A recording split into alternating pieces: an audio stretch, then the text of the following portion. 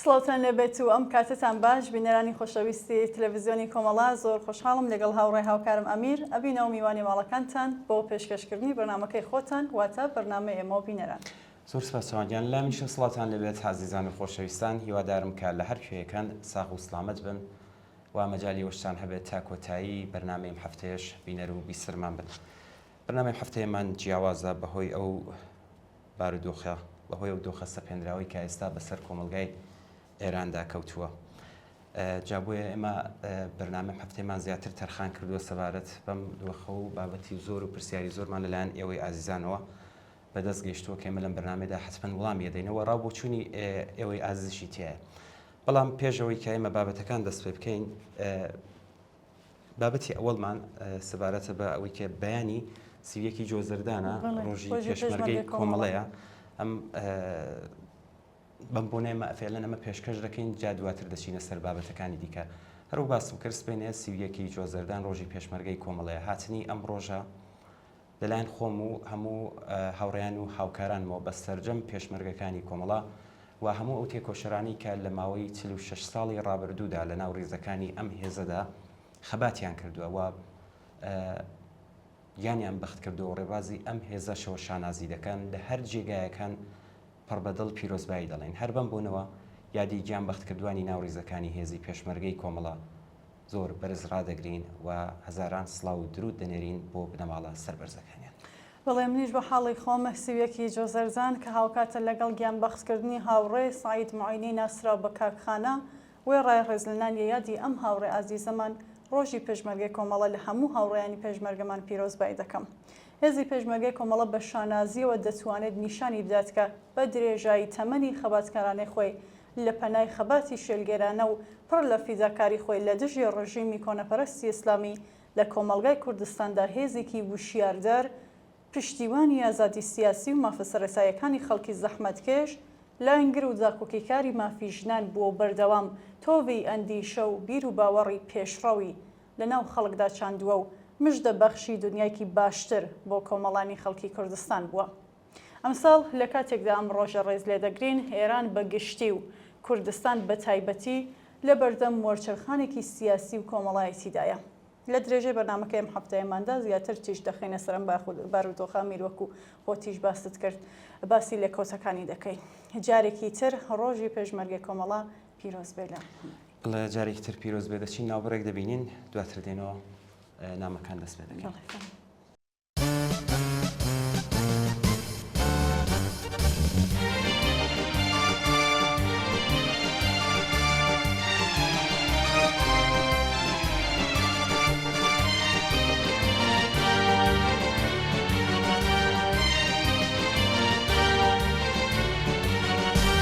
سڵاوی گەرمی دڵی پڕ هەمێدمەت پێشکەش پڵنگی هەردی وڵات ئەی هەواڵی پێشمەرگە سڵاوی گەرمی دڵی پڕ هەمێدمەت پێشکەش پڵنگی هەردی وڵات ئەی هەواڵی پێشمەرگە لە دەوری دەست و تفەنگت گەڕێن کە ڕۆژی خەبات لە ئاستی هەڵمەتی تیژێت چناگرێ بەرگا لە دەوری دەست و تفەنگت گەڕێ کە ڕۆژی خەبات لە ئاستی هەڵمەتی تیژێت چناگرێ بەرگا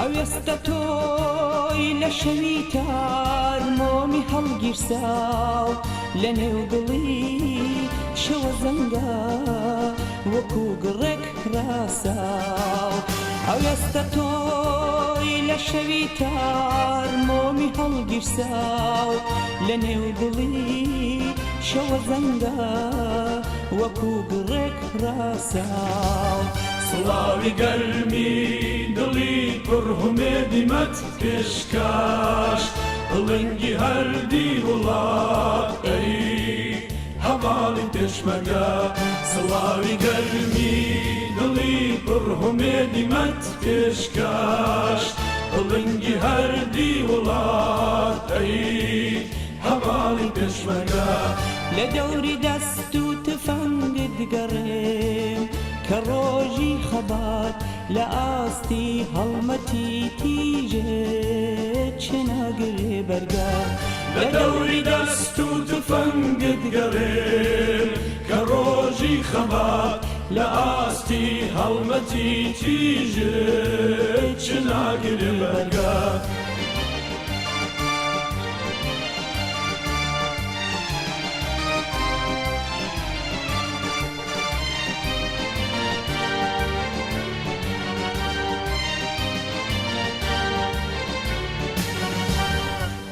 شەکەندووە ئاڵا بەدەستی خاراوێت کە ڕەت شەکەندووە ئاڵا بەدەستی خاراوێت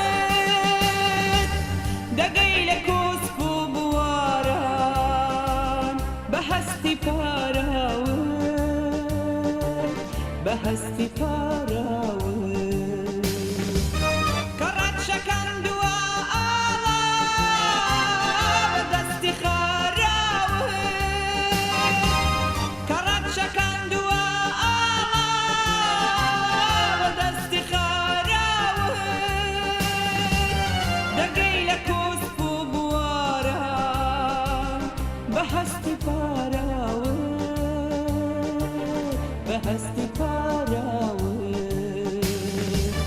سڵاوی گەرمی دڵی پڕهومێدی مەت پێشکەش بڵنگی هەردی وڵات ئەی هەواڵی پێشمەرگە سڵاوی گەرمی دڵی پڕهومێدی مەت پێشکەش بڵنگی هەردی وڵات ئەی هەواڵی پێشمەرگە لە دەوری دەست و تفەنگی دگەڕێم کە ڕۆژی خەبات لە ئاستی هەڵمەتی تیژێت چناگرێ بەرگە لە دەوری دەست و تفەنگت گەڕێن کە ڕۆژی خەبات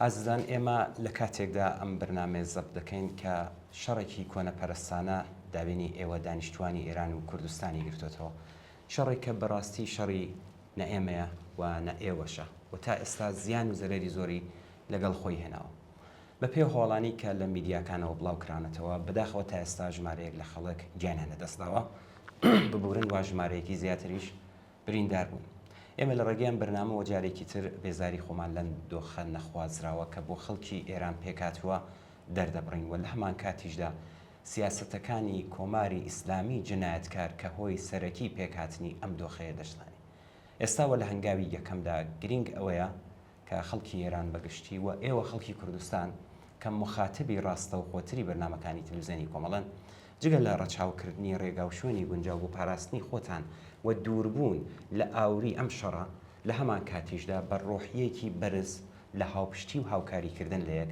بتوانن زیانەکانی ئەم شەڕە کەمکەنەوە ئەمە بە تایبەت چاوەڕوانیەکی بەجێگایە لە خەڵکێک کە 46 ساڵ بەرامبەر بە ڕژیمێکی هاری دژە ئینسانی بەرگری لە خۆی و مافەکانی خۆی کردووە ئەم ڕابردووە پڕشکۆدارە لە بەرگری ئەم چاوەڕوانیە بەهێز دەکات کە خەڵکی کوردستان هەروواکە لە کاتی تنگانەدا بەهانای یەکەوە چوون ئەمڕۆژ پتر لە جاران لەگەڵ یەک پێکەوە لە گەڕک بە گەڕەکی شارەکان لە شوێنی کار ئاگایان لە یەک دەبێت لە خۆپاراستنەوە تا بەڕێوەبردنی ئەرکەکانی ڕۆژانە هاوکار و یاریدەدەری یەکتر دەبن کۆماری ئیسلامی جەنایەتکار کە لە کاتی غەیری شەڕدا ژیانی خەڵکی لا گرنگ نەبوو ئێستا لە کاتی شەڕدا کە بە تەواویش پرزە هەر لەلا خەڵکیش ناکاتەوە لای لێ ناکاتەوە مەگەر بۆ سەرکوتکردنیان دەبێت ئێمە خۆمانین کە دەبێت لە کاتی پێویستدا فریای خۆمان بکەوین و بەهانای یەکترەوە بچین دەبێت جارێکی تر ئەم ڕاستی نیشان بدەین کە خەڵکی کوردستان تەنیا لە بەرگریکردندا لە پێشەوە نیە بەڵکو لە ئیدارەکردنی کۆمەڵگای خۆشیدا بە شێوەیەکی شایستە پێشەنگە ئازیزان ڕووداوەکان زۆر بە خێرایی لە ئاڵ و گۆڕدان لەم ماوەدا زۆر پەیوەندیمان پێوە گیراوە بینێرانمان گەلێک پرساریشیان بۆ نردین هەروە خۆداگاداری یان ڕاو بۆ چوونی خۆشیان هێناوەتە گۆڕێ. بەسپاس لە هەموو ئەو عزیزانە لە بەرنامەی هەفتەیەماندا بە هەندێک لەم پرسیارانە ئێمە وڵام دەدەینەوە، یان ئەو ڕاو بۆ چوونانە کە بە هەلومەرجی ئێستا مەربوتن بە ئاگاداریشتان دەگەێنین. بەڵام پێش هەموو ئەمانە بە بابەتێک ببیستین کە بم بۆنەوە ئامادەکراوە چاوان بۆتان دەخەنێتەوە. بەڵێ زۆر سپاس ئەمیر. ئەم بابەتە ئەوە دەست پێکات. ڕۆژی هەینی ڕابردوو ئیسرائیل هێرشێکی پانوبەرینی بۆ سەر پێگەی نیزامی و ئەتۆمی کۆماری ئیسلامی دەست پێ کرد. لەم هێرشەدا ژمارەی بەرچاو لە فەرماندە جنایەتکارەکانی کۆماری ئیسلامی کوژران. لە ڕۆژەکانی دواتر و دوای وەڵامدانەوەی کۆماری ئیسلامی ئەم شەڕە پێنایە قۆناغێکی تر و ئێستا کە ئەم بابەتە بینەرانمان دەبیستن لە گەرمەی خۆیدایە. ژێرخانی یابووری و ئەنێرژی و تەنانەت شوێنی نیشتەجێبوونی خەڵک لە هەردوو لاوە کراوەتە ئامانج کە بەداخەوە بەپێی ئاخرین هەواڵەکان ژمارەیەک خەڵکیش کوژرا و بریندار بوون. ئەمڕۆ هەفتەیەکە کە ئەم شەڕە کۆنەپەرستانەیە بەردەوامە و تا ئێرە جارێ نیشانەیەک لە داکشانی نییە. هەرچەند کۆماری ئیسلامی لە ڕێگەی جۆر بە جۆرەوە هەڵ ئەدات بشێتە ناو وتوێژ یان مەرجەکانی لایەنی بەرامبەر قبول بکات، بەڵام لەوە دەشێت کە درەنگ بێ. ئەگەر ڕووداوێکی تر نەیتە ئاراوە کە هاوسەنگی بگۆڕێ کە چاوەڕوانیش ناکرێ. تا ئێستا کۆماری ئیسلامی دۆڕاوی ئەم ململانەیە و ڕێگایکی نییە جگە لە خۆبەدەستەوەدان یان ڕۆیشتن و بەجێهێشتنی دەسەڵات. هەرچەندە بە تەواوەتی ئەگەر خۆیشی تەسلیم کات چارەنووسێکی جگە لە کۆتایی دەسەڵاتی چاوەڕوانی ناکات. دەرهەر حاڵ دەبێ بزانین بە دیاریکراوی لە ڕۆژانی داهاتوودا چی ڕوەدات. دیارە ئێوە بینەرانی ئازیزی بەرنامە ئێمە بینەران کە لە نزیکەوە شاهدی ئەم ڕووداوانن بە وردی هەواڵەکان دۆمباڵ دەکەن. لێرە و لەم بەرنمەیەدا نامان هەوێ هەواڵەکان بگوێزینەوە، بەڵکو دەمانەوێ جەخت لەسەر چەند خاڵی مربوط بە هەلومەرجێکە هاتووەتە ئاراوە بکەین. یەکەمیان هەروەک زۆر جار هەر لە بەرنمەکەەوە باسمان کردووە ئەمە شەڕی خەڵکی ئێران نیە، وەکو ئەمیریش ئاماژە پێدا. خەڵکی ئێران خوازیاری شەڕ نەبوون و نین، بەڵام سیاسەتەکانی کۆماری ئیسلامی کە بە تەواوەتی نامۆیە لەگەڵ بەرژەوەندی خەڵکی ستەمدی تو ئێران ئەم دۆخەی لە پێناو پاراستنی دەسەڵاتی خۆی پێکێناوە کە ئەگەر زۆرتر ئەدامە بدرێ و درێژ بکرێتەوە بەداخەوە زەرەرمەندی یەکەم هەر خەڵکی ستەمدی تو ئێران و خەڵکی بێزار لە شەڕ لە ئیسرائیل دەبێت. هەر بۆیە هەر لە سەرەتاوە بەرگرتن بە شەڕ و ئێستاش کۆتایی هێنان بە شەڕ خواستی سەرەتای خەڵکی ئێران بووە و هێشە. بەڵێ لە درێژەی ئەم بابەتەدا هەروە هاتووە، بەڵام دەبێت ئەوەش دەزانین خۆشمان تا کۆماری ئیسلامی دەسەڵاتی بەدەست بێ ئەم خواست و داوایە بە شوێنێک ناگات. 46 ساڵ دەسەڵات ئەمەی سەلماندووە کە کۆماری جنایەتکاری ئیسلامی مانەوەی خۆی لە قەیرانسازی لە دەرەوە و سەرکوتی ناوخۆی دەبینێتەوە، کەوا بوو یەکەم هەنگاو کۆتایی هێنان بەم دەسەڵاتەیە. بەڵام دیارە لە فەزای شەڕ و نائەمنی و لە ژێر بارانی بۆمب و موشەکدا ئەم ئەرکە کە دەیتوانی حاصلی بەردەوامی بزوتنەوەی شۆڕشگێرانەی ناو ساحەی سیاسی ئێران بێ پتر لە هەر کاتێکی تر دەکەوێتە ژێر زەختەوە. کۆماری ئیسلامی هەروەک لە ئەوڵین هەنگاوەکانیدا دیارە لەم فەزایە کەڵک وەردەگرێت بۆ سەرکوتی زیاتر. هەر بۆیە دژایەتی لەگەڵ شەڕ و کۆتایی هێنان بە شەڕ و نائەمنی دەبێت هەنگاوی یەکەم بێ و هەردوو لایانی ئەم شەڕە سیاسەتەکانی کۆماری جنایەتکاری ئیسلامی و دەوڵەتی جنایەتکاری ئیسرائیل محکوم کرێت. دەزانین لە فەزای شەڕ و نائەمنیدا نیگەرانی لە نێو خەڵکدا پەرەدەستێنێ. ئەو هەواڵانە کە بەدەست ئێمە گەیشتون تا ئێستا ئەم نیگەرانیانە دەردەخن، نیگەرانیە کە قابلی دەرکە.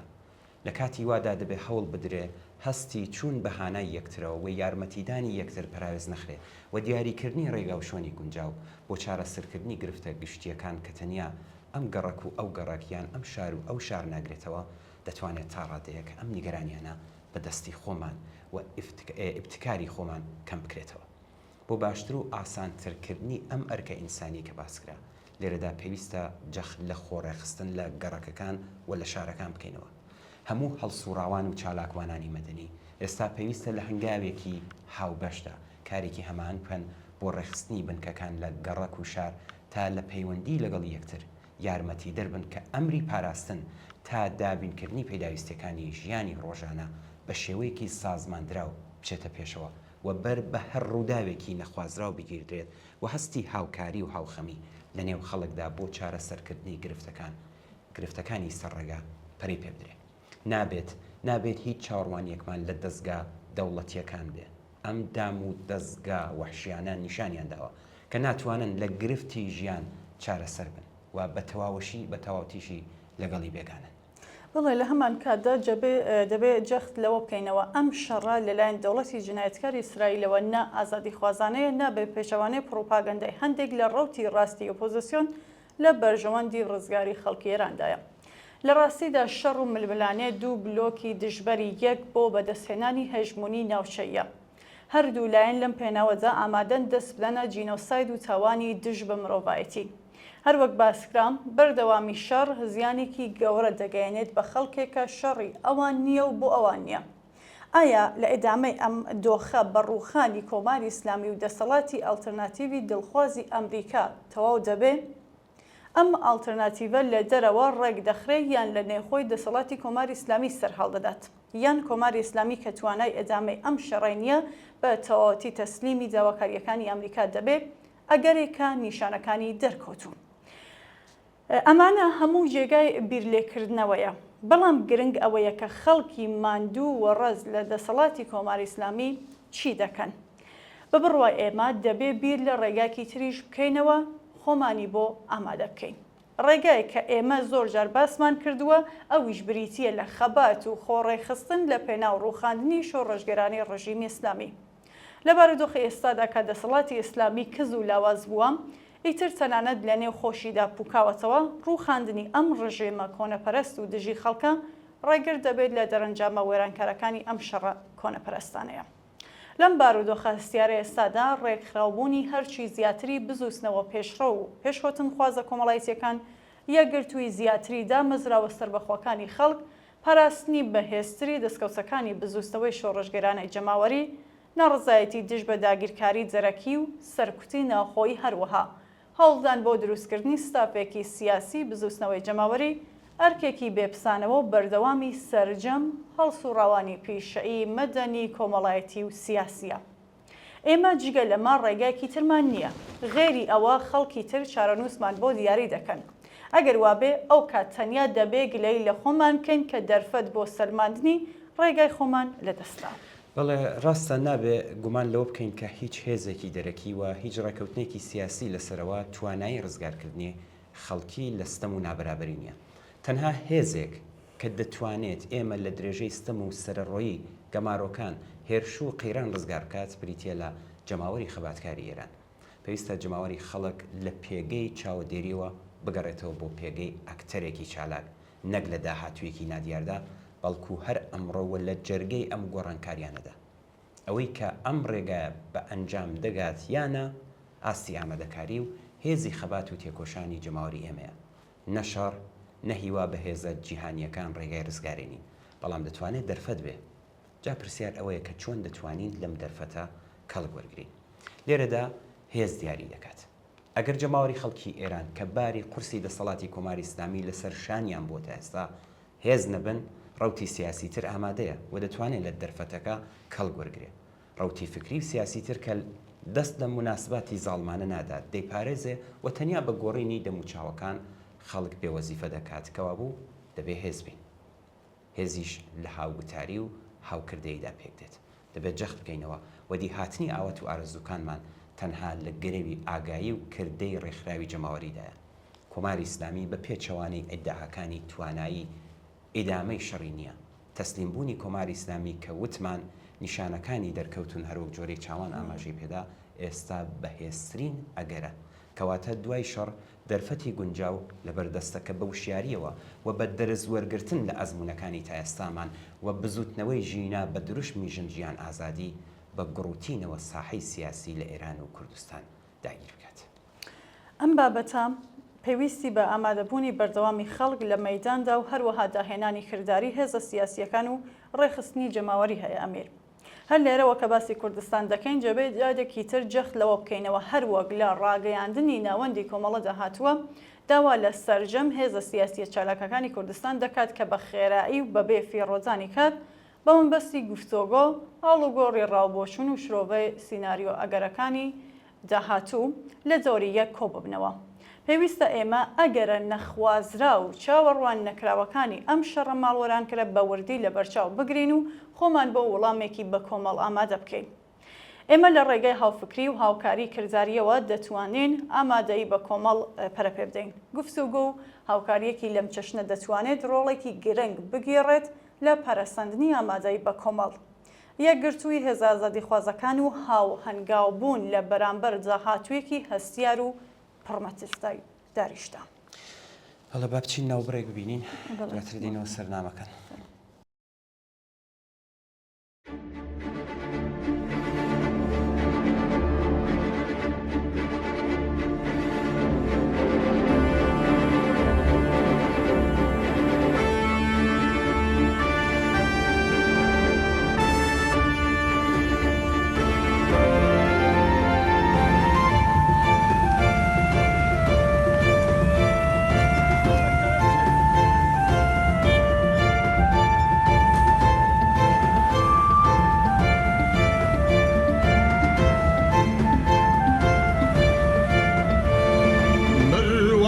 توفانی شورش بستاوە هێرشی ڕاشی دێوەت ماش لەولاوە هەڵکەین ئاڵای هەڵمەتباری و ڕاپەڕی ئاڵای سووری ئازادیمان شاکەوە کارگەری ڕابەر پێشەنگی جەماوەت هەستین ڕابین بۆ ڕزگاری بەشار هەستین تێکرا خوێنمشتا فروت و ناکەی Yalan penawa Havari halmat pelamari diyet Açeri keyne vasta çavay mena Amu şaru çeravari sıtangeri Bervav neyta hata hata hataya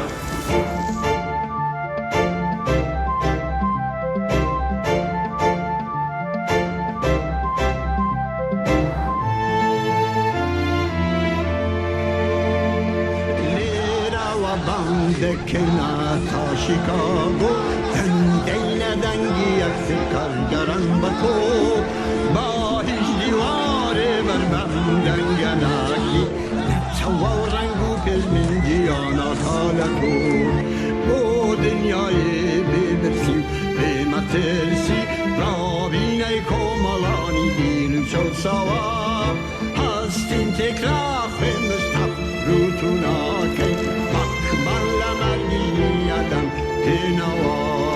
Havari halmat pelamari diyet Açeri keyne vasta çavay meyna Amu şaru çeravari sıtangeri Bervav neyna vata hata hataya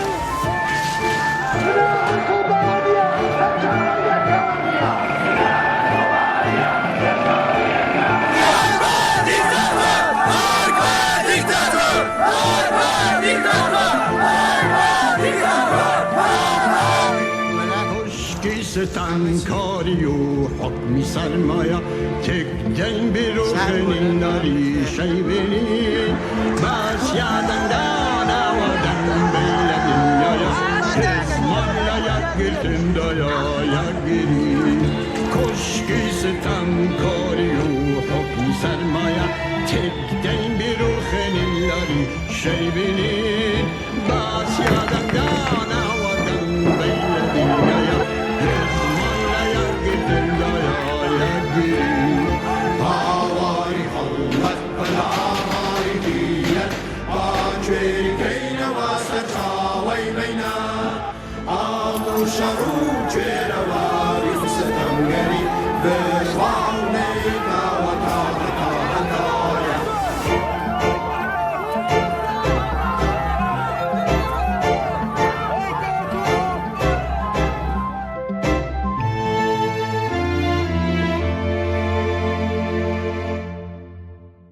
یەکەم نامەمان ئێستا لە کاگ ئاواتەوە دەست پێ بکەین. کاگ ئاوات لە پەیامێکی کووردا پرسیوێتی ئێستا کە کۆماری ئیسلامی کز و لاواز بووە ئایا کاتیەوە نییە کە خەڵک بڕژێتە سەر شەقام و کاری کۆماری ئیسلامی تاوا بکەن؟ کاگ ئاوات زۆر سپاس دەکەین بۆ پەیوەندیەکەت و پرسیارەت کە پرسیاری زۆر کەسیشە. ئێمە هەموو جارێت جەختمان لەوە کردوتەوە کە کۆماری ئیسلامی بێگانەیە بە ئاواتوارە زۆکانی خەڵکی ستەمدیتووی ئێران و ڕێگای و مانەوەی خۆی گرێداوە بە سەپاندنی فەقر و نەداری و بێمافی لەلایەک و سەرکوت لەلایەکی ترەوە. هەموو جارە جەختمان لەوە کردوتەوە کە ئەم دەسەڵاتە ئیسلاح وەرناگرێت کە بۆ ساڵانێک وەکو ڕێگە چارەیەک هاتە نێو یاری سیاسی لە ئێران. تەنیا ڕێگا ڕووخانی ئەم دەسەڵاتەیە. ئێستا دوای تێپەڕبوون لە ئیسلاحوازی ڕووخانی کۆماری ئیسلامی بۆتە گوتاری هاوبەشی بەشی زۆری خەڵکی ئێران. بەڵام لە هەمان کاردا جەختمان لەوە کردوتەوە کە ڕووخاندن تەنیا کار نییە، بەڵکو بیرکردنەوە لەوەی کە دوای ڕووخاندن چ دەسەڵاتێکی سیاسی جێگیر دەبێ گرنگە کە جارێکی تر لە ژێر ناو نیشانێکی تردا ئەو ئاوات و ئارەزوانە کە 46 ساڵ خەڵکی ستەم لێکراوە بۆی جەنگیون لەبار نەبرێ. ئەمە خاڵێکی زۆر گرنگە، چون مێژووی خەباتی سیاسی لە ئێران وە ناوچەکە ئەوەمان پێ دەڵێ ئەگەر دیدێکی ڕۆشن بۆ دوای ڕووخاندن جێنەگرێ ئیمکانی ژێر پێکەوتنی ئاوات و ئارەزوەکان ئەگەرێکی دوور نییە. ئەم دیدی ڕۆشنە بۆ دوای ڕووخاندنی دەسەڵاتی سیاسی مانای ئەوەیە کە خەڵکی ڕاپەڕی و بزانن کە چیان دەوێت، ئەوەی کە دایانەوێت چۆن بەدەستی دێنن، ئەوەی کە بەدەستی دێنن چۆن دەیپارێزن. هەمووی ئەمانە کاتێک ممکن دەبێت کە خەڵکی ستەمدیت و ئەو خەڵکەی کە باری قورسی ستەم و نابەرابەری لەسەر شانیان بووە بە گوتارێکی هاوبەش بکەن، خۆیان ڕێک خست بێت، ینی ڕێکخراو بن و ڕێبەری لە ئاستی کۆمەڵایەتیاندا هەبێت. بێ ئەم ئامادەگیە وەکو ئەوە سەربازێک بێ ئیمکاناتی پێویست بچێتە بەرەی شەڕەوە. لە ماوەی 46 ساڵی ڕابردوودا لە خەبات و بربەرەکانێکردن لەگەڵ دەسەڵاتی سەرڕۆی جنایەتکاری کۆماری ئیسلامی گەلێک هەنگاو بۆ ئەم ئامادە سازی هەڵگیراوە و ئێستا لە قۆناغی ساڵەکانی سەرەتایی بربەرەکانیدانی ئاخرین مەیدانی بربەرەکانێ بزوتنەوەی ژنجیان ئازادی بوو کە گۆڕانێکی بنەڕەتی لە ساحەی سیاسی ئێران و هاوسەنگی هێز پێکێنا. بەم حاڵەشەوە ئەم ئامادەگیە کۆمەڵایەتیە کە باسی دەکەین هێشتا لە هەنگاوە سەرەتایەکانی خۆیدایە و هێشتا بە تەواوی بە ئەنجامێک نەگەیشتووە کە بتوانێت هێزی باڵادەستیان ئالتەرناتیڤێکی بەهێز لە ململانێ سیاسیەکاندا بێت. بڵێ هەر بۆیە بێ ئەم ئامادەگیە بەنگەوازی ئەوەی کە خەڵک بڕژێنە سەر شەقام کارێکی گونجاو نییە. لەلایەک دەسەڵاتی بریندەری کۆماری ئیسلامی لە ماهیەتیدا هەیەکە لە سەرکوتێکی فراوان سەرکوتێکی فراوان دەڵێ ئەنجامدات. بڵێ هەگەریش ئەم ئیمکانیە نەبێت ڕژانە سەر شەقام بەبێ ئامادەگی ڕێکخراوی دەچێتە گیرفانی ئەوەی وە ڕێکخراوە. هێز و ئیمکاناتی هەیە کە دەتوانێت خۆی وەک ئالتەرناتیڤ جێبخات. لە جیاتی ئەوە لە دەرفەتێک کە پێشاتووە ینی زعیف و لاوازی کۆماری ئیسلامی ئیسفادە بکرێت بۆ بەهێزبوون و بردنەسەرەوەی ئەو ئامادەگیە کۆمەڵایەتیە. لە نەبوونی ئامادەگی ئەمەڵەن دەبین بە سیایی لەشکەری ئالتەرناتیڤێکی تر. بەڵام لەوانەیە ئەم ئتفاقە بۆ جۆرەی کە باسی دەکەین پێش نەڕوات. لەوانەیە کۆماری ئیسلامی بە نیوەگیانیش لەم شەڕە دەرباز نەبێ. خەڵکی تووڕە و ئەوە ڕەز لەم دەسەڵاتە بڕژێنە سەر شەقام و هەڵکوتنە سەر دەم و دەستگاکانی کۆماری ئیسلامی و هەڵی پێشن. ئەمەش ئەگەرێکە. دیارە لەم کاتەشدا هێزی پێشڕە و وەک کۆمەڵان ناتوانێت خەڵک لۆمە بکات. بە پێچەوانە هەڵ ئەدات ئاڵای ویست و زاواکاریە سەرەسایەکانی خەڵکی کرێکار و زەحمەتکێش بەرزکاتەوە و بتوانێت هێزی بۆ کۆکاتەوە و ئەوەندەی کە مەجال هەیە بیسەلمێنێت. کەوا بوو بڕیاری هاتنە سەر شەقام بۆ هێزێکە بەرپرسیارەتی کۆمەڵایەتی هەیە و بیر لە داهاتووی شەقام دەکاتەوە ئاسان نییە مەگەر پێشتر خۆی ئامادەکردبێت کە بزانێ دوای شەقام چیەکات و چۆن ئاوات و ئارەزوەکانی بۆ سەرماندنی ئازادی و بەرابەری جێدەخات. بەڵێ دێنە سەر نامێکی تر کاکفەرشید لە سنەوە نردوێتی ئەویش لە پامێکی کورددا کاکفەرشید دەپرسێ ئایا کاتی ئەوە نییە هێزە سیاسیەکان بە هێزی چەکدارەوە بێنەوە و بە هاوکاری لەگەڵ خەڵک هێزەکانی کۆماری ئیسلامی جەنایەتکار لە کوردستان دەربکەن. زۆر سپاس کاکفەرشید. بۆ وەڵامی پرسیارەکەت دەبێ بزانین قسە لە شرایەتێک دەکەین. ئایا شرایەتێک کە کۆماری جەنایەتکاری ئیسلامی لە ئێران دەسەڵاتی نەمێنێ کە ئەمە بۆ خۆی باسێکە یان دەسەڵاتی لە کوردستان نەمێنێ هاوشێوەی سووریە کە ئەمەش بۆ خۆی باسێکی ترە. لە هەر حاڵدا ئەمانە هەر کامە ئەگەرێکە کە نابێ لە بەرچاو دوور بگیردرێت و دەبێت خۆمان بۆ هەر کام لەم ئەگەرانە ئامادە بکەین. بەڵام لە کاتێکدا هێشتا هیچ کام لەم حاڵەتانە مسەوەگەر نەبووە هاتنی هێزی پێشمەرگە بۆ ناو کوردستان لە جێگەی خۆی دانیە. لە هەلومەرجێکدا کە هێشتا لەم دوو حاڵەتە مسەوەگەر نەبووە ڕاستە کۆماری جەنایەتکاری ئیسلامی زەعیف و لاواز بووە، بەڵام بۆ قەرەبووی ئەم زەعف و لاوازیە بەتایبەت نیگەرانی جدی لە پەرەسەندنی خەباتی جەماوەری دەست دەکات بە سەرکۆت و میلیتاریزەکردنی فەزای سیاسی لە کوردستان و ئیمکانی ئەم سەرکوتەش فراهم دەکات. بۆیە حزوری هێزی نظامی لە دۆخێکی وادا نابێت سیاسەتێکی گونجاو بێ، بەڵام با لە ڕوانگەیەکی ترەوە چاو لەم بۆ چوونە ینی بانگەوازی گەڕانەوەی پێشمەرگە بکەین. ئەم داوایە ئەمە دەگەیەنێت کە گۆیە فقط ئەمە هێزی پێشمەرگەیە کە کوردستان ئازاد دەکات.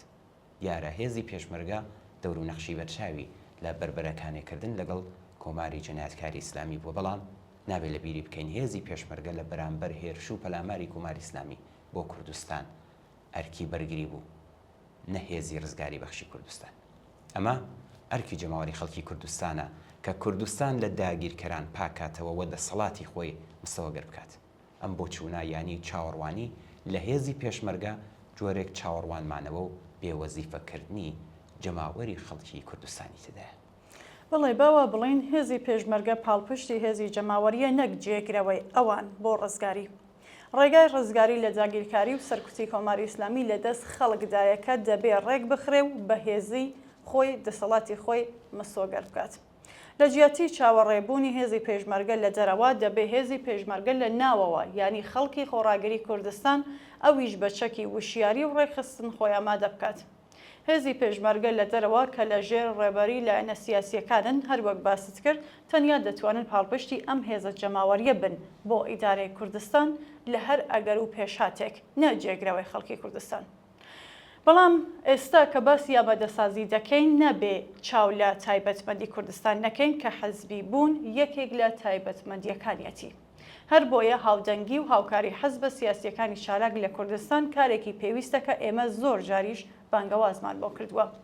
بەر لە بەرچاوگرتنی ئەگەرەکانی سەرڕێگام پێویستە ئەم هێزانە بە هەست بە پەرپرسیارەتی بە خێرایی لە دۆری یەک کۆ ببنەوە. پێویستە ئەگەرە نەخوازرا و چاوەڕوان نەکراوەکان یەم شەڕە ماڵوێرانکەرە بە وردی لە بەرچاو بگرن و بە هاودەنگی و هاوکاریکردنی یارمەتی خەڵکی کوردستان بۆ وەڵامێکی کونجاو بە کەمترین خەسارەت فراهم بکرێت. ئەم هەنگاوە لە هەمان کاتدا کوردستان لە مەترسیەکی جدی دەرباز دەکات. ئەویش تەبدیلبوونی کوردستان بە مەیدانی تەڕاتێنی هێزی چەکدارە. هەر بۆیە بۆ بەرگرتن بە ئاوام مەترسیەک پێویستە هێزە سیاسیەکان لە کارێکی هەماهەنگدا کوردستان لەم مەترسیە دوورکەنەوە. بە هاوکاریکردن لەگەڵ یەک ئاسانترین و کەم زەرەرترین ڕێگا بۆ دەربازبوونی کوردستان لە ئەگەرە نەخوازراوەکانی سەر ڕێگا دەستنیشان بکرێت. بچین ناو بڕێک ببینین دێنەوە خزمەتان.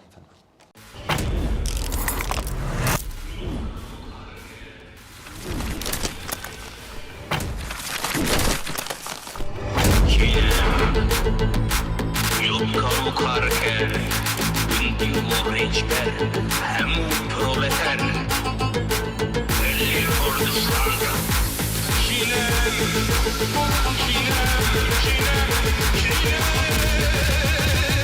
كردما شكره هالقرد وجودي ما مديو كاردو خدي هجار خاني ما ثوار مسخة جسيا بندو زينة ثروان دزم درويش عودي ما مولانا جگر خين همن و يروسي وقتی زمان طيران هنري دناسي شوان ده هر دره درد كردا ده برسي اكلي بالشرف كابجت چه ترسي سردشت مزور ميو حلب جو سنة ديلمان مسوران كوباني ما ودر شيركو ما زارار ديسم سيبان مسكي و مرسول استميمة امن كر خاري هر ملتي ام ديرو كشكا كيميائينا خبات جود كارا بوككو خالينا كينم كردستانا مدينة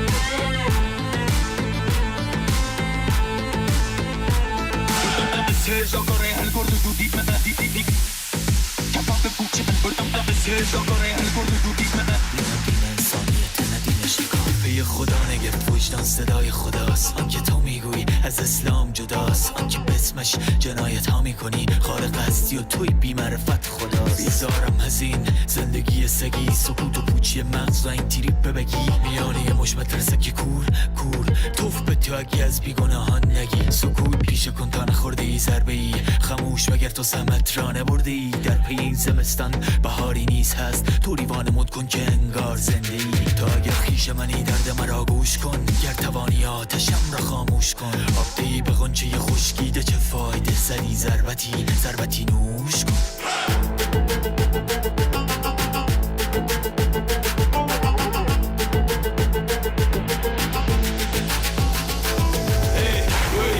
Just like you, honestly I will not succeed without you. So take my hands and be loud at me. If you are cruel fiction, so fuck you. We are died thousands of times, but risen again. Don't scare us from killing, we'll leave the pain. Look up, pressure and injustice are everywhere. Kill me, but if there is a God, I will meet you there. Listen, stop it, cause this game is not fair. Finally, stop her turn, not there. Knock it out, violence against violence. Now it's time to break the leg of this chair.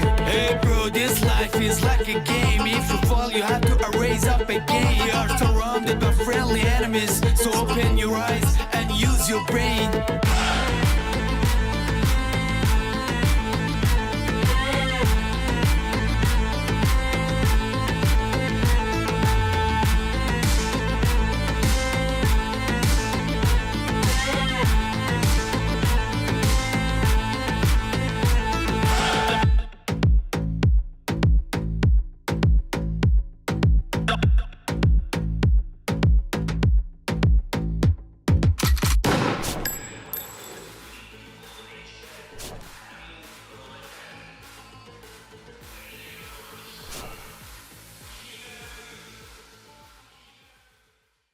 دێنە سەر نامەی هاوڕێ سەمیرە. هاوڕێ سەمیرە لە نامەکەیدا نووسیوەتی هاوڕانی بەرنامەی موبینەران سڵاوتان لەبێت. زۆر سپاس هاوڕێ سەمیرە. ئەڵێ گەرەکم نییە بەوردی باسی هەلومەرجی ئێستای ئێران و کوردستان بکەم، ئێوە بۆ خۆتان ئاگادارن، بەڵام پێم باش بوو ئێوە لە چەند خاڵدا ئەرکە سەرەکیەکانی هەڵسوڕاوانی سیاسی مەدەنی لە هەلومەرجی ئێستادا باس بکەن. زۆر سپاس هاوڕێ سەمیرە. ئەوەی ڕاستی بێت هەڵسوڕاوانی ناو بزوتنەوەی کوردستان نیشانیان داوە کە بە وشیاریەوە ئاگیان لە هەلومەرجەکە هەیە و بۆ خۆیان باش دەزانن کە ئەگەرەکانی سەر ڕێگا بناسن و بزانن چۆن و بە کام ڕێگا لە زەرفیەتەکان ئیسفادە بکەن. بەڵام لەسەر داوای بەڕێستان چەند خاڵ وەکو پێشنیار باس دەکەین. لە پێشدا پێویستە ئەوە بڵین کە ئازادی و یەکسانی و سەرجەم گەیشتن بە ئاوات و ئارەزوەکانمان خەڵاتگەرێک نین کە لە دەرەوە بۆمان بە دیاری بێنن، بەدەست نیان مەگەر بەهێزی خۆمان. لەوانەیە زلهێزەکان لە ئاکامی ئەم شەڕە ئەم ڕژیمە بڕوخێنن، بەڵام نابێت گومان بکەین کە تەنیا بۆ بەرژەوەندیەکانی خۆیانە نەبوو ئێمە. دیارە لە ڕووخاندنیدا ئێمەش دەتوانین ئیسفادە بکەین، بەڵام ئەم ئیسفادەیە کاتێک ممکن دەبێت کە ئێمە بین، یعنی هێز بین، کە هێز نەبین لە ژێر دەست و پێی زلهێزەکان و بەرنامە و نەخشە و پیلانی ئەواندا گوم دەبین. بەڵام ئەگەر هێز بین دەتوانین خۆمان پارێزین و لە دەرفەتەکان ژیرانە کەڵک وەرگرین و ویست و داخوازیەکانمان جێبخین. خەڵێکی تر دەبێ بزانین خەباتی خۆڕزگ بێ ڕێکخراو، بێ بەرنامە، بێ ڕێبەری، جێ باوەڕی کۆمەڵایەتی ئەگەریش سەر بگرێ و تەنانەت ببێتە هۆی ڕووخانی ئەمبیان ئەو دەسەڵاتیش بە ئەنجامی ئاوات و ئارەزوەکانی خۆی یانی خەڵکی ستەمدیت و ناگات. هەموو ئەزمونونەکان هەر ئەم ڕاستیەمان بۆ دەردەخەن. ڕاپەڕینی ساڵی 57 لە ئێران نمونەیەکی ئاشنایە بۆ هەمومان.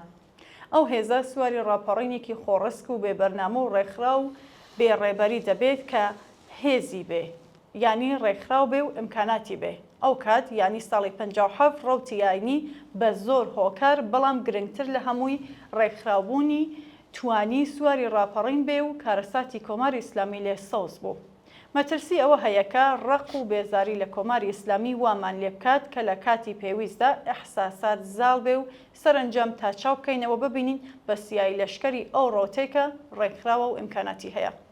خاڵێکی ترەوەیە نابێ لە بیری بکەین کە بە ڕووخانی کۆماری ئیسلامی ئێستا بە هەر هۆیەک بۆ ماوەیەک بۆشایی دەسەڵات دروست دەبێ. ئەم بۆشاییە لە کوردستان پێویستە بە خێرایی بەدەست ڕێکخراوە جەماوەریەکان پڕ بێتەوە. ئەمانە هەمووی پێشەستورە بە زەرفیەتێکە لە کۆمەلگای ئێران بە گشتی و کوردستان بە تایبەتی تر هەیە. زەرفیەتێکە 46 ساڵ بەرامبەر بە سەرکوت و زاگیرکاری بزوستنەوەی شۆڕژگەرانی کوردستانی سەرپێ ڕاگرتووە. زەرفیەتێکە بزوستنەوەی ژێنای لێ سەوز بوو. زەرفیەتێکە گەلێک شانۆی شکۆزاری جەماوەری ڕێخست و زەرفیەتێکە توانی حرەکەتی گەورەی جەماوەری وەک نەورۆزی ئەمساڵ بەڕێوەبەرێ. هەموو ئەمانە بە ئێمە دەڵێت لە کاتی دروستبوونی بۆشایی دەسەڵات بە خێرایی ناوەندەکانی دەسەڵاتی جەماوەری لە شوێنی کار و ژیان دادەمەزرێ و ئێدارەی کۆمەلگا دەگرێت ئاستۆ. با لێرە جەخت لەوە بکەینەوەکە هۆنەر ئەوەیە کە سەرکەوتن بە کەمترین زەرەر بەرهەم بێت. کەواتە ئەم ڕێگەیە ینی هێزی ڕێکخراوی جەماوەری خەڵکی کوردستان لە هەر ئەگەرێکی نەخوازراو دەپارێزێ. بەڵام بۆ شوونێک کە خەڵک بێ ئەرک دەکات و لە چواروەڕوانیدا ڕایان دەگرێ مانای ئەوەیە کە کۆمەلگا درەنگ یازوو بەرەو کارستات دەبات. وەڵە خاڵێکی تر کە نیش باسی بکەم ئەوەیە کە دەبێت لە بەرچاو بگیردرێت پێویستە خۆمان لە هەر چەشنە ماجراجوویەک بپارێزین، لە حرەکەتی نابەوەخت خۆمان بپارێزین، هەر هەنگایەک بە وشیاریەوە هەڵبگرین. دەبێ بزانین کوردستان نابێ بکەوێتە وەزعێتێکەوە کە خەڵکی کوردستان تێیدا تووشی ئەزیەت و ئازار بکات و ئەمنیەت و ئاسایش بکەوێتە مەترسیەوە. خاڵێکی تریژەوەیە کە دەزانین مافەڕەوەکانی خەڵکی کوردستان ببێ ڕووخانی کۆماری جەنایەتکاری ئیسلامی مسەوەگەر نابێ. ڕووخانی ئەم جەنایەتکارە ئەگەر لە فاکتەری هێزی دەرەکی گرێدەین بە تەنیا بە خەڵکی کوردستان ممکن نابێ. ئەمە ئەرکی هەموو خەڵکی ئێران و بزوتنەوەی جەماوەری پێشرە و ڕادیکاڵی ئێرانە.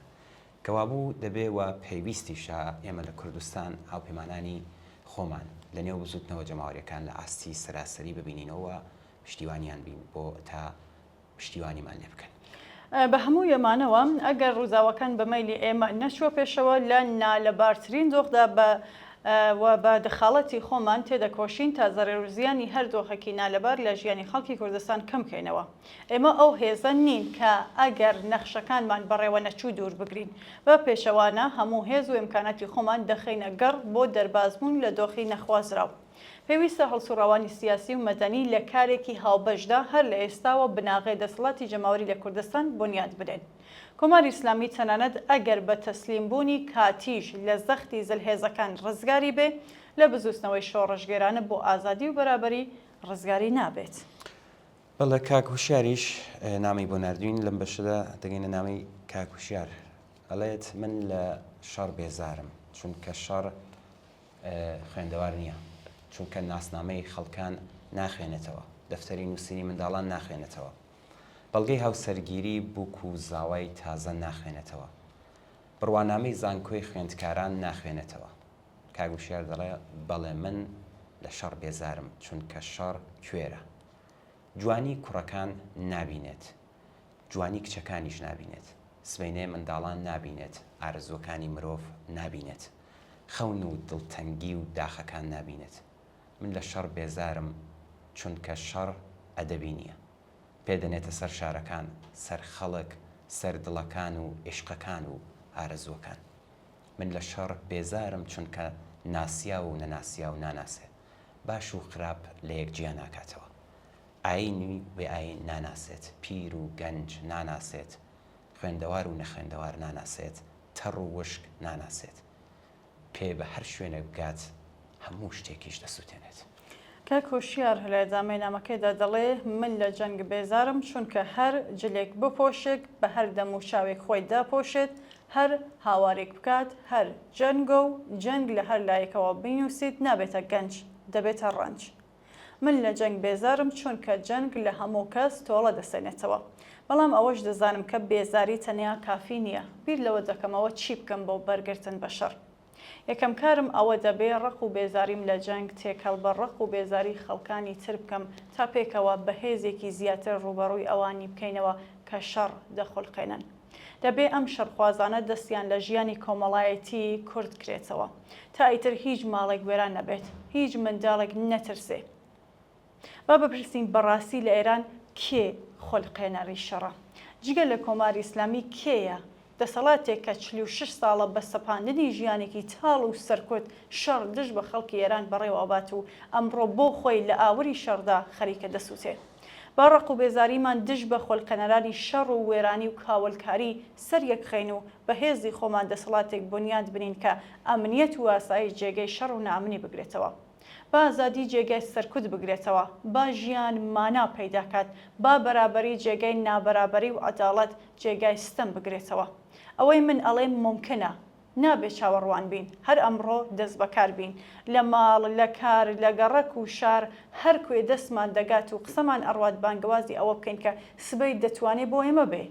هیچ نەکەین خەڵکانی تر زاڵ دەبن و ئەو کات دەبێ هەر گلەیی بکەن کە دەبوو وامان کردبە با ئەوەی لەوانەیە دوای گلەی لێ بکەین ئەمڕۆ بیری لێ بکەینەوە و دەست بەکاری ئەنجامی بدەین. سپاس بۆ کاک هوشیار دووبارە دەچین ناوبڕێک ببینین زوو دێنەوە خزمەتتان.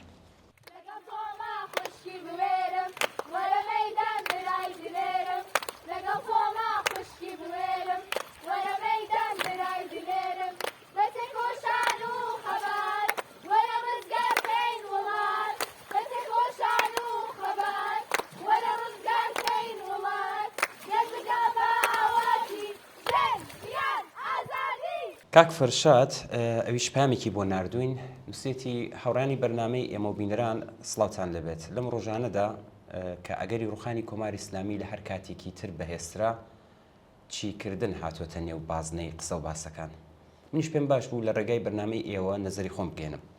زۆر سپاس کاک فەرشاد. کاک فەرشاد دەڵێ بە بڕوای من ئامادەگی خەڵک بۆ شەڕ لەگەڵ کۆماری ئیسلامی لە کاناڵی پاراستنی دەستکەوتەکانی تاکوی ئێستا ڕێخستنی دژ بە شەڕ و بارودۆخی شەڕ و موسیبەتەکانی بەرەو پێش دەڕوات. ئەمڕۆ کاتی بەرەنگاری و ڕێخستنە بۆ برنەسەرەوەی ئامادەگی بۆ ڕوبەڕووبوونەوە لەگەڵ هەر ئەگەرێک. بانگەوازی خەڵک بۆ ڕوبەڕووبوونەوەی دەستبەجێ و بێ ئامادەسازی لەگەڵ ڕژیمی جنایەتکاری کۆماری ئیسلامی لە بارودۆخی ئەمڕۆدا کردەوەیەکی نابەرپرسیارانەیە.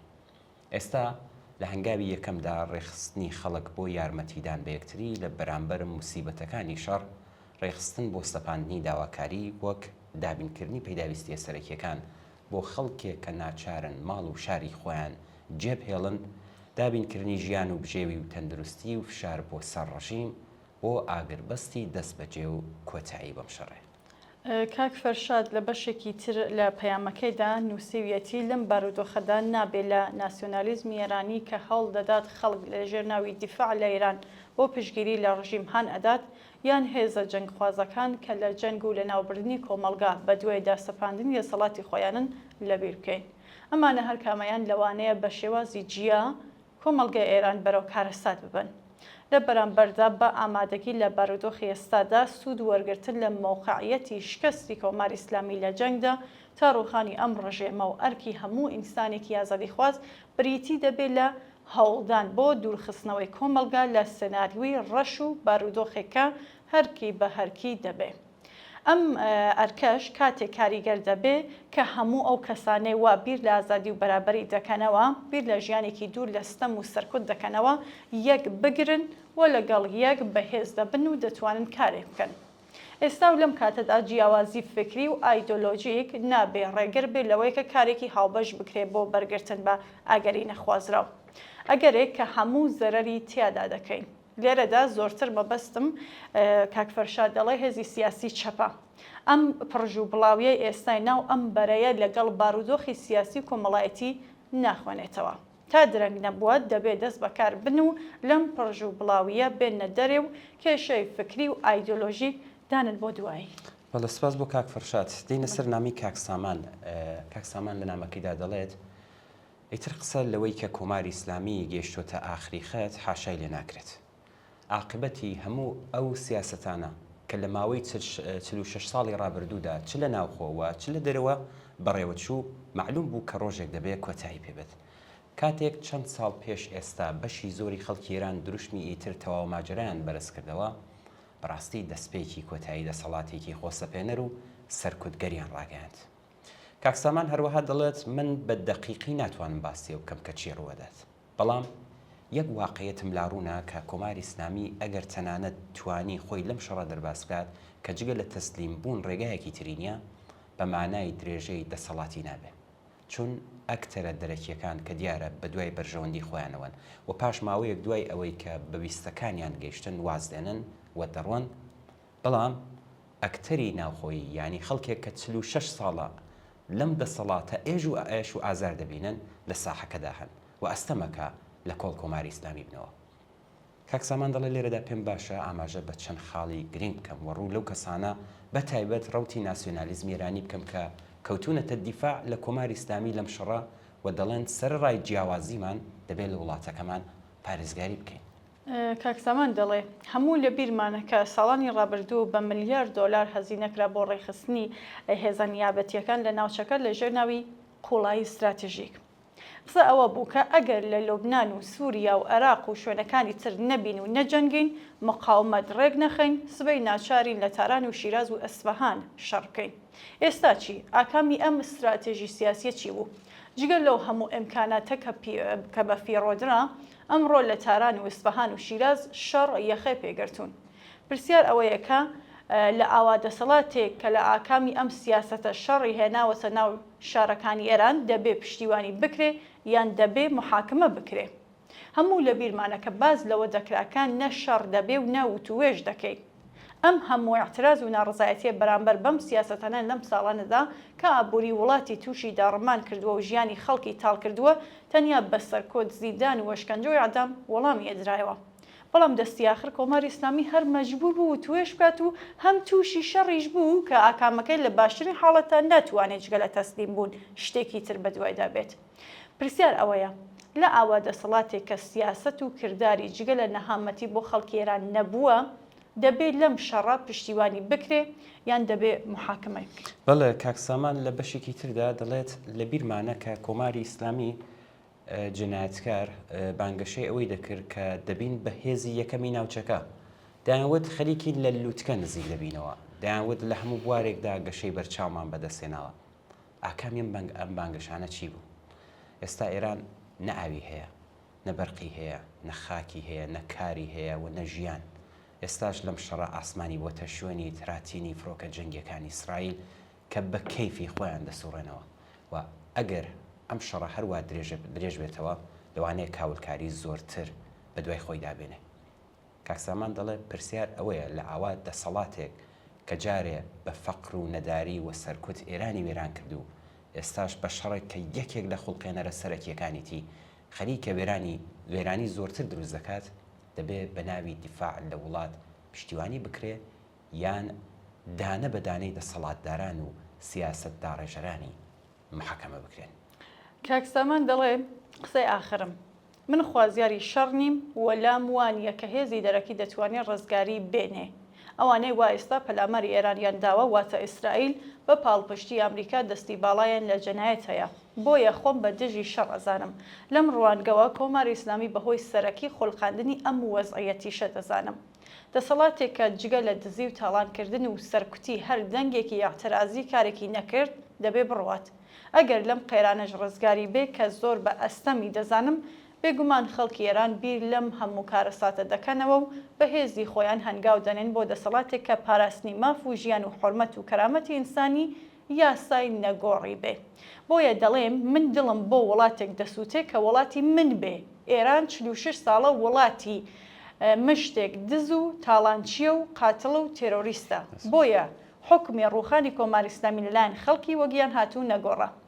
ئەوان وا بۆ ئێران دڵ دەسووتێنن دەبێ بزانن کە تەنانەت بۆ پاراستنی ئێران لە وێرانی زیاتر دەبێ کۆماری ئیسلامی بڕوات. سپاس بۆ کاکسامان بۆ ئەو هەڵوێستی دروست و گونجاوی دەڵێ کاکسامان کە دژی شەڕین دەبێت دژی کۆماری جنایەتکاری ئیسلامیش بین کە خۆت زۆر بە جوانی و خاڵانی کە ئاماژەت پێدا. زۆر سپاس بۆ کاکسامان.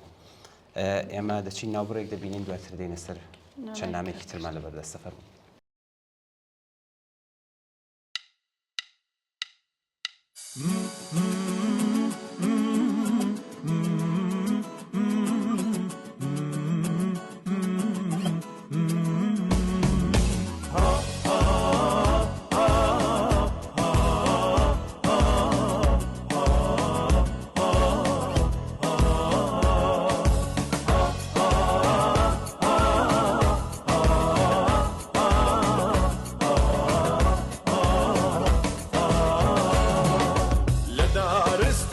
فرش برین بو توری زمان پر یقین بو لدارستان فرش برین بو توری زمان پر یقین بو جینا چلی در برو بو لگل تورا برو رو بو جینا چلی در برو بو لگل تورا برو رو بو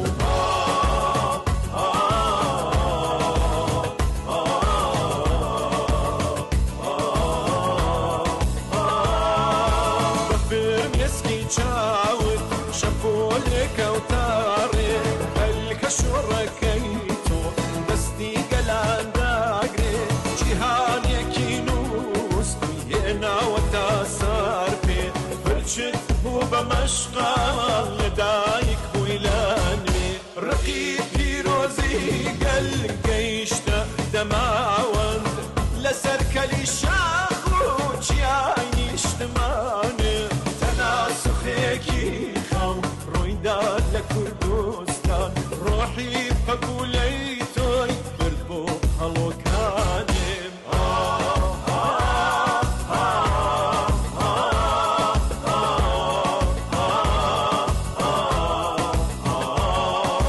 زارۆژت پیرۆز بژینای کوردستان کوچی بەفرد بەخێرتەواری شاخان کوچی بەفرد ڕەمزی ڕقی پیرۆزمانە یەک ئازادی بۆ ژن یا مەرگ و نەمانە یا مەرگ و نەمانە ژن ژیان ئازادی ژن ژیان ئازادی ژن ژیان ئازادی ژن ژیان ئازادی ژن ژیان ئازادی ژن ژیان ئازادی ژن ژیان ئازادی ژن ژیان ئازادی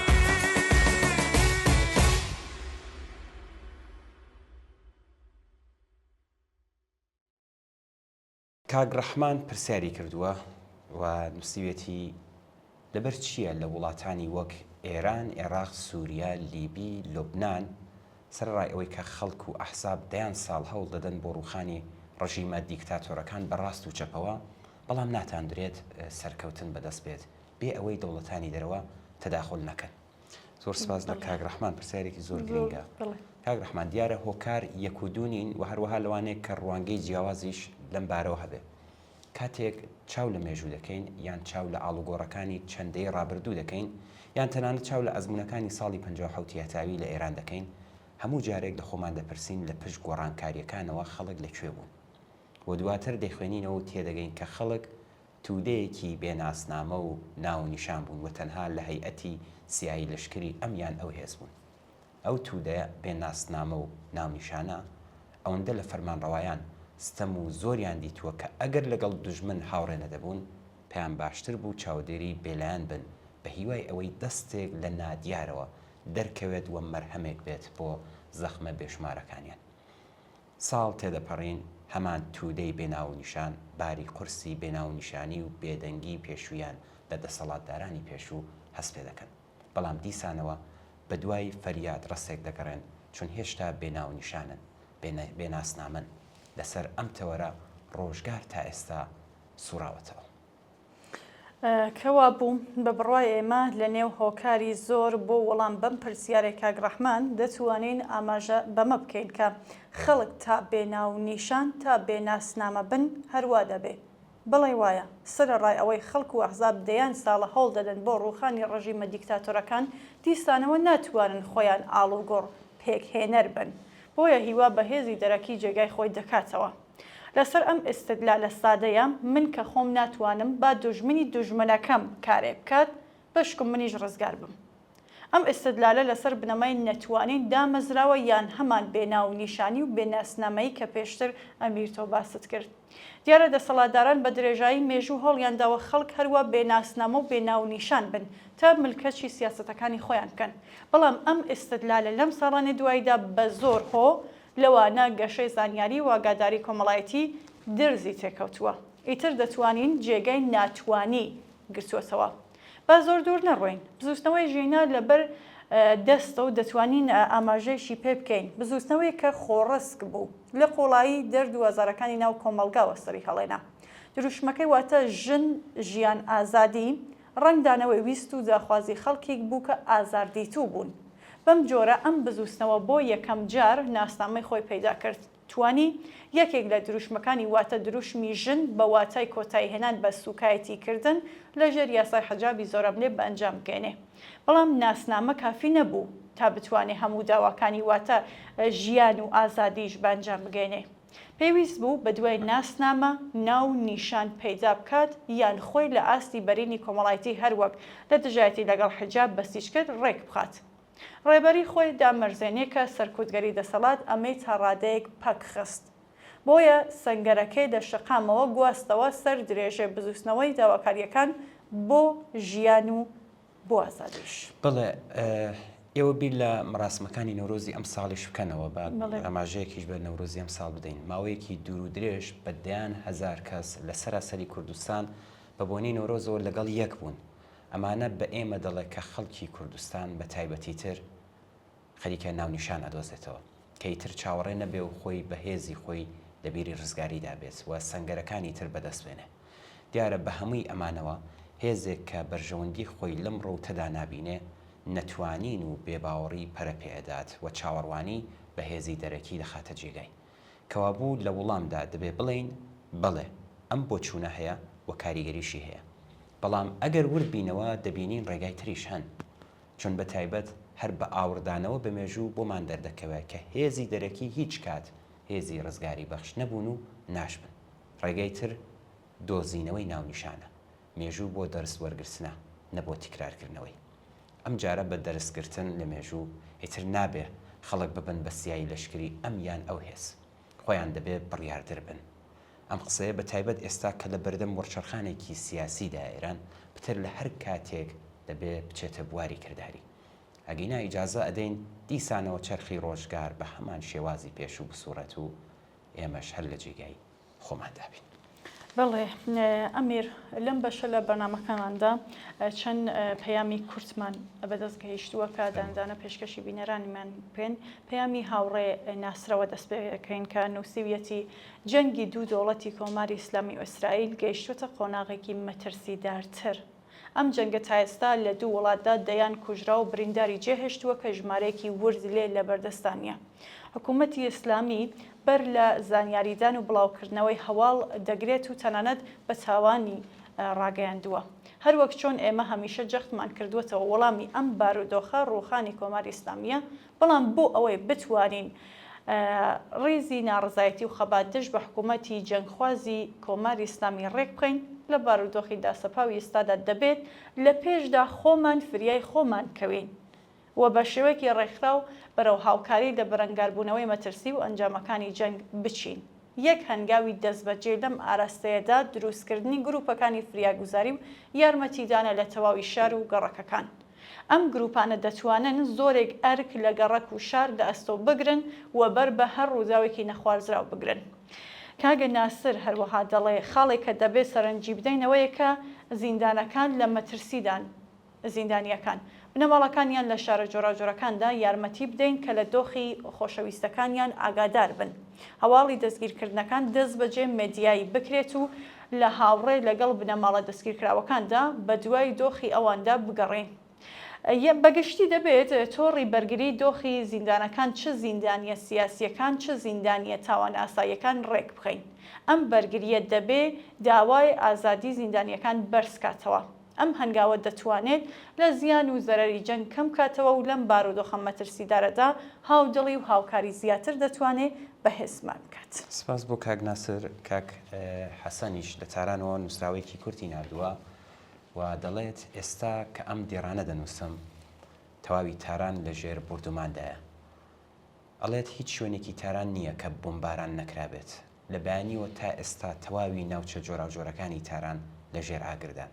لە شوێنی کارمدا تەواوی تاران غەرق لە دوو کەڵدا دەبینم. هەر بۆمبێک بکەوێتە عەرز تەواوی شوشەکان دەلەرزن.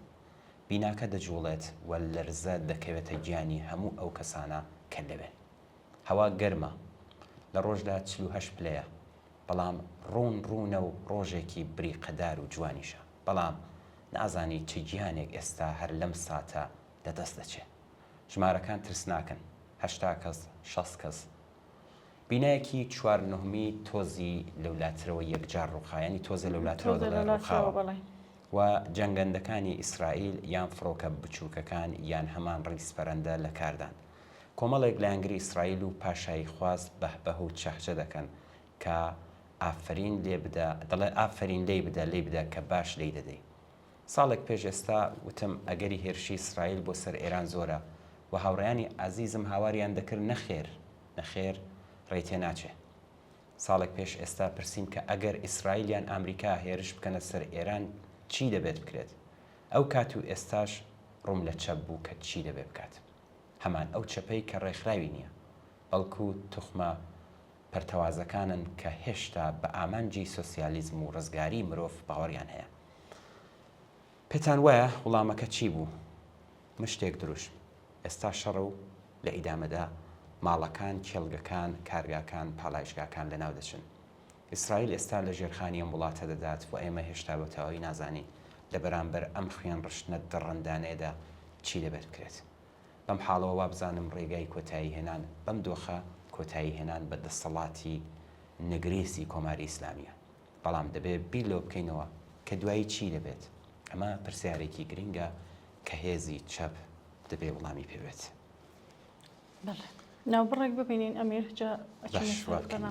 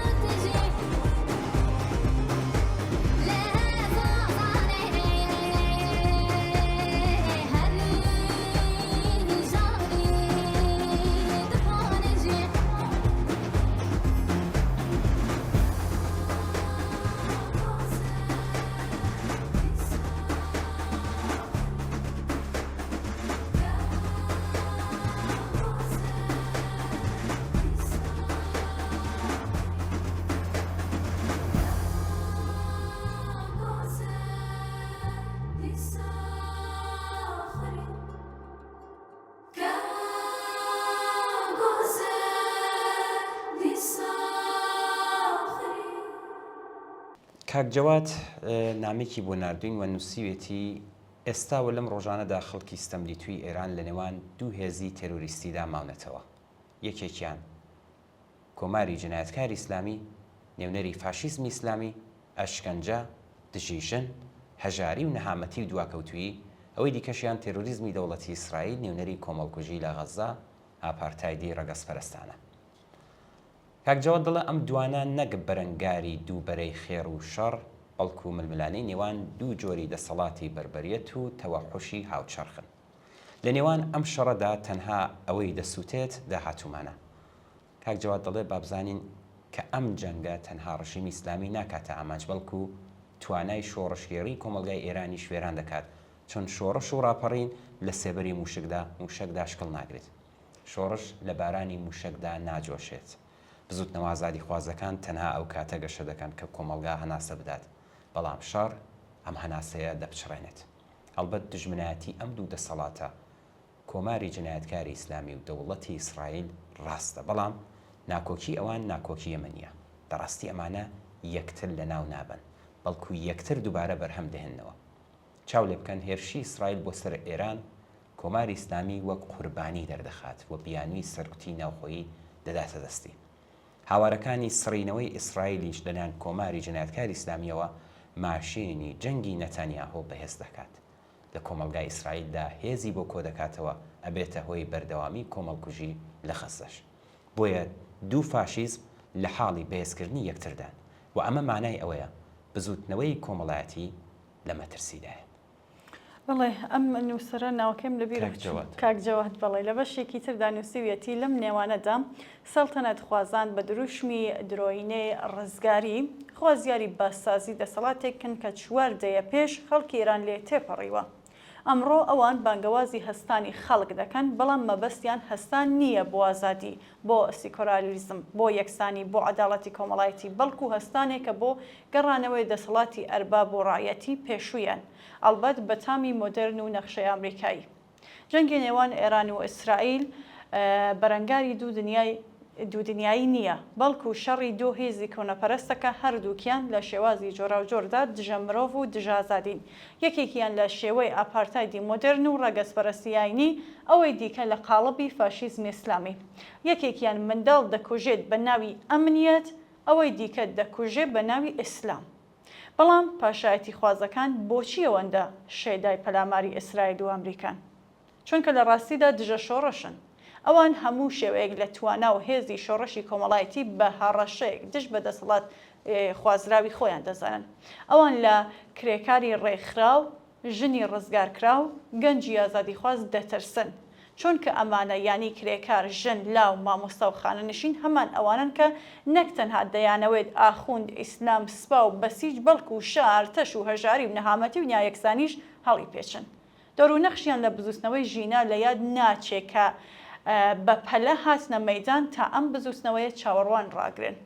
پاشایەتی خوازان کە ڕۆژێک خۆیان بە نافەرمانی مەدەنیر دەرخست، ئەگەر لە ئێستادا لە تەنیژ نێتانیاهۆ وەستاون، نەک لەسەر بێعەقڵی بەڵکو لەسەر حیسابە. ئەوان دەزانن لە فەزای بردمان و تەقینەوە ئەگەری شۆڕشی کۆمەڵایەتی کەم دەبێتەوە و شانسی گەڕانەوەی دەسەڵاتی پێشویان زیاد دەبێت.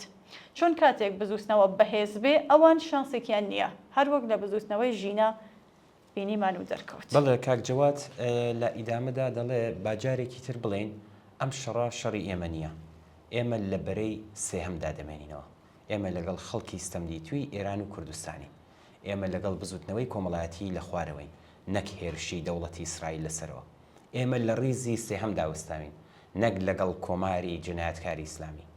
ئێمە خوازیاری ڕووخاندنی شۆڕشگێڕانەی کۆماری جنایەتکاری ئیسلامی، داهاتوویە کە بە بۆمبەوە دەست پێ بکات بە جەنازەوە کۆتایی دێت. ئەوەی دەبێت لە ناوچێت کۆماری نگریسی جنایەتکاری ئیسلامیە کە لەگەڵ ئەو سیستم و مناسباتەیە کە ئینسان دەکات بە کۆیلە. ئەم بیستە نەک بە پەلامارداری سەربازی دەوڵەتی کۆمەڵکوژی ئیسرائیل بە یارمەتی هاوپەیمانەکانی، بەڵکو بە هەستانی ڕێکخراوی هەمان کرێکار و ژن و لاویستەم لێکراوی ناوخۆیی ممکن دەبێت. ئەوەی دەبێت دروست بکرێت کۆمەلگایەکی ئازاد، سێکولار، یەکسان و مرۆڤانەیە کە نەک لە سێبەری فڕۆکە جەنگیەکانی F35دا، بەڵکو لە سێبەری ڕێخستنی ناڕزایەتی جەماوەری مانگرتنی سەراسەری ممکن دەبێت. با بەڕوونی بڵم کاک جەواد دەڵێت ئێمە لەگەڵ ئەو پەرستارەی کە لە مانگرتنی سەرانسەریدا بەشداری دەکات لەگەڵ ئەو مامۆستایی کە ناڕزایەتی ڕێک دەخات، لەگەڵ ئەو خانەنشینەی کە هەر هەفتەیەک دێتە مەیدان، لەگەڵ ئەو شۆفێرە کامیونەی کە کامیۆنەکەی کوژاندەوە، لەگەڵ ئەو کرێکارەی کە هێڵی بەرهەمهێنان دەخەوێنێ و لەگەڵ ئەو ژن و پیاوەی کە لە شەقام هاواری ژیان دەکەن هەی کەوا بوو دەبێ بزانین لە سەردەمێکدا وەستاوین کە مێژوو دابەش دەبێت لەسەر دوو ڕێڕەو، ڕێڕێوی بوردمان و ڕێڕێوی شۆڕش. لایەکەوە ئاسمانێکە پڕ لە فڕۆکەی بێفڕۆکەوان F-35 موشەکی بالستیک و لە لایەکی دیکەوە شەقامەکانن کە بە هاواری ئازادی و یەکسانی و مەرگ بۆ دیکتاتۆر و مەرگ بۆ حکوومەتی جنایەتکاری ئیسلامی و مانگرتنی مامۆستایان و پەرستارەکان دەلەرسن. ئێمە ڕزگاری خەڵاتکراومان ناوێت، چون هەرچی تا ئێستا خەڵات کراوە بۆتە هۆی داڕمانی کۆمەلگا. عێراق، لیبی، سووریا، ئەفغانستان و شوێنەکانی تر لەبەر چاومانن. ڕزگاری لە کرداردا دروست دەبێت، ئازادی دەبێت لە شەقام بەدەستپێنرێت نەک لە پەناگا. عەداڵەت دەبێت لە ڕێکخراوە جەماوەریەکاندا دروست بکرێت نەک لە کۆشکی سەرۆکایەتی ئەمریکا. دیسانەوە کاک جوان فڵی دیسانەوە بەڕوونی دەڵێم نەک لەگەڵ کۆماری ئیسلامی نە لەگەڵ سوپای ئیسرائیل بەڵکو لە ڕێزی خەڵکی بێزار لە ستەم و نابەرابەریداین. هەمان ئەوانەی لە ئاستی شەقامەکانی سنە و تاران هاواریان دەکرد مەرگ بۆ دیکتاتۆر، هەمان ئەوانەی لە خوزستان بۆ ئاو شەڕیان کرد، هەمانە و پەرستارەی شەوانە لە گۆڕستان بەنهێنی کچێکەی ناشت، هەمان ئەو منداڵی بەیانی ڕەنگە لە ژێر ئاواری ئامانجێکی سەربازی گیانی لەدەستدات، هەمان دایک و باوکی جگەر سوتاو کە بە سەماکردن عەزیزی خۆیان ناشت، هەمان بنەماڵەی گیان بەخت کردووان، هەمان ئەو زیندانە سیاسیانە کە بۆ نابۆ لە سێدارەدان دەژەنگن. تەنها ڕێگەی ڕزگاری ئێران شۆڕش لە خوارەوەیە، نەک لە ئاسمان، نەک ڕەوتی پاشایەتی، نەک جنێراڵەکانی تەل ئەڤیڤ. ڕێگەی ئازادی لە مانگرتنی مامۆستایان، لە مانگرتنی کرێکاری خانە نشینان، پەرستاران، لە هاواری بەرزی ژنانی بۆیر بۆ یەکسانی، لە دەنگی دلێری لاوان بۆ داهاتوو تێدەپەڕێت، نە لە فڕۆکەکانی سوپای ئیسرائیل. ئەم شەڕە کۆنەپەرستانە دەبێت دەست بە جێکۆتایی پێبێت تا ئێمە یانی خەڵکی وەڕەز و ماندوو بەڵام یاغی لە ستەم و نابەرابەری درێژەی ڕێگامان بدەین بۆ لە گۆڕنانی کۆماری جنایەتکاری ئیسلامی. ژن ژیان ئازادی، ژن ژیان ئازادی.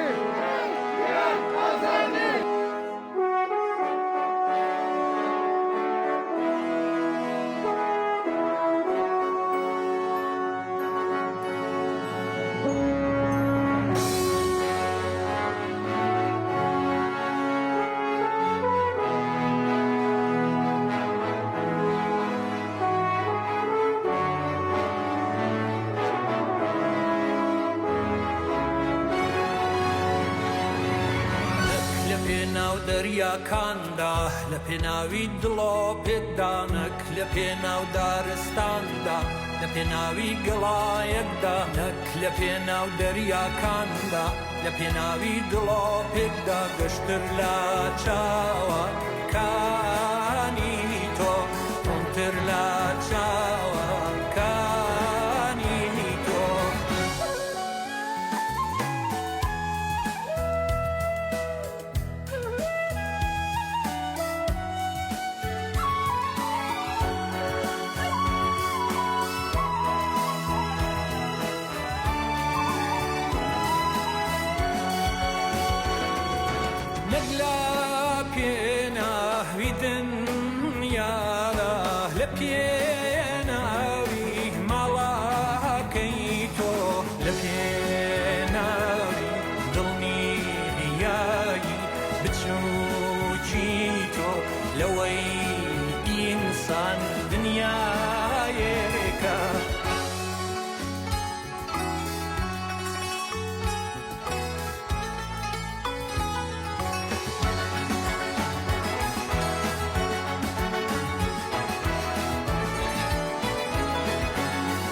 پێناوی ئارەزووی من کە تەقەسا تێلای تۆبم لە پێناوی باڵندەیەک لە نێوجێژی گژە بادا کاتێکە تۆ هەلها لەی شادی بۆ داکەی.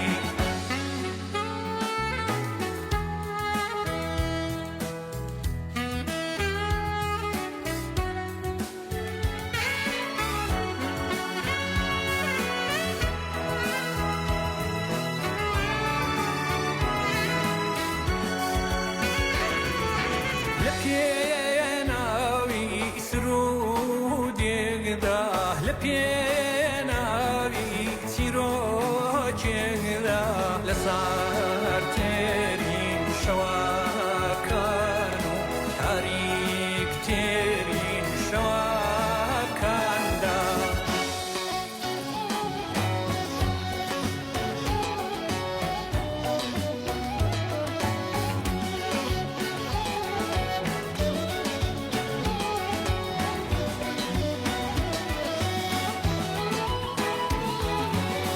لە پێناوی بوو کە شوشەکانی تۆدا نەک لە پێناو گشتین سانە گەورەکاندا لە پێناوی سەنگ فەرشێندا کە من بە تۆ دەگایێنێ نەک لە پێناو چاڕێگاه دوورە داستەکان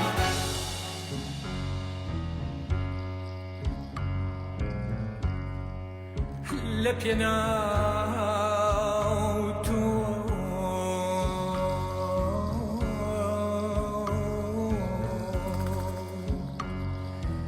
لە پێناوی هەر شتێکی بچووک و هەر شتێکی پاک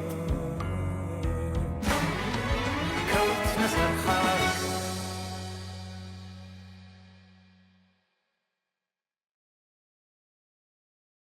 زۆر بەداخەوە ڕۆژی هەینی 23 جۆزەردانی 1404 هەچاوی کاگ ئەحمەد نادری ناسراو بە میرزا ئەحمەد خەڵکی ئاوایی ناچیت لە نزیک شاری بۆکان و باوکی هاوڕێگیان بەختکردووی ناوڕێزەکانی کۆمەڵە عەلی نادری بۆ هەمیشە ماڵاوایی لە ژیان کرد. بەڵێ میرزا ئەحمەد کەسایەتێکی خۆشناو جێگەی ڕێز و خۆشەویستی خەڵکی ئاوایی ناچیت و ناوچەی بۆکان بوو. ئەو وەک باوکێکی بەورە و خاوەن هەڵبێست چە ئەو کاتێک کە جگەرگۆشەکەی واتە هاوڕێ عەلی نادری لە ناو ڕیزەکانی هێزی پێشمەرگەی کۆمەڵەدا بوو و چند دوای گیانبەختکردنی و تا دوا هەناسەی ژیانی سەربەرزانە ژیا و هیچ کات سەری بۆ دوژمندان نەنواند و بەردەوام بە ڕێبازی کۆمونیستی و ئامانجی بەرزی جگەرگۆشەکەی و سەرجەم هاوڕێیان و هاوسەنگەرانی لە ناو ڕیزەکانی کۆمەڵە و حیزبی کۆمونیستی ئێراندا وەفادارمایەوە.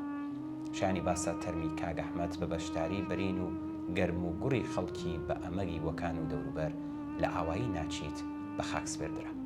ئێمەش بمبوونەوە لە ڕێگەی ئەم بەرنامە و لە تەلەڤیزیۆنی کۆمەڵەوە پڕ بەدڵ پرسە و سەرخۆشی خۆمان ئاراستەی بنەماڵەی کاگ ئەحمەد و هەموو خزم و دۆستانی دەکەین و خۆمان بە شەرێکی خەمیان دەسانی.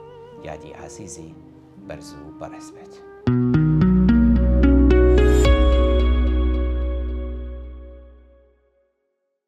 بەڵێ عزیزان بەم جۆرە گەشتینە کۆتایی بەرنامەی هەفتەی ئێمە و بینەران سپاس بۆ هەموو عزیزانی کە زەحمەتیان کێشا و نامەیان نارد و ڕاو بۆچوونەکانیان باس تا هەفتەیەکی تر ماڵاوە.